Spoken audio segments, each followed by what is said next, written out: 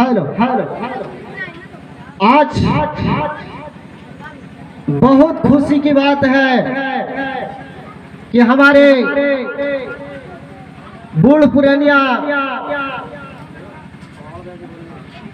पूर्वजों से जो बीतता हुआ आ रहा है, हर खुशी वही खुशी आज आई हुई है।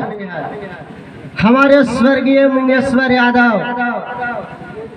इनका मृत्यु 12/9/2020 दिन शनिवार को हुआ था, जिनका आज 23/9/2020 को ब्रह्मभोज का डेट पड़ा।